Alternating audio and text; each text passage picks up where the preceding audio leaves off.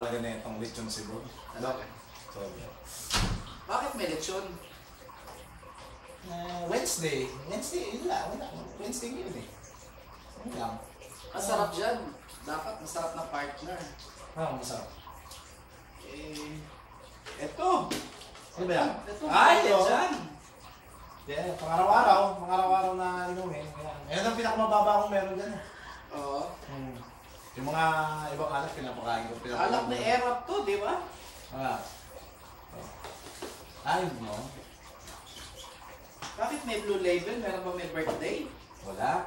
Pag Wednesday, yan yung talaga dito sa bahay namin. Lechon, Blue Label, Thursday.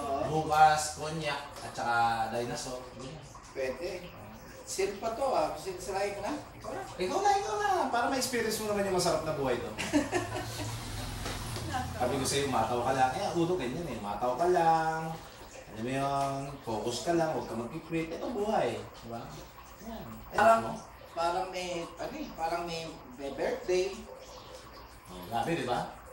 Yan ang lalagyan ng alak. No? Mas maganda pa sa lalagyan ng damit. Pwede. Tanongin mo kung magkano yan to? Magkano yung ganito? Mga more or less. More or less. Palagay ko to more. More. More to more.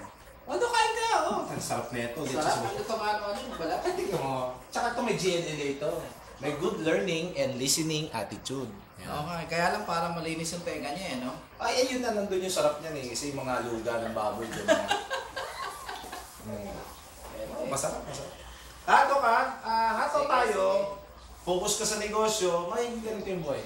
Guys. Ay, pwede na to. Buksan mo na. Buksan mo na to.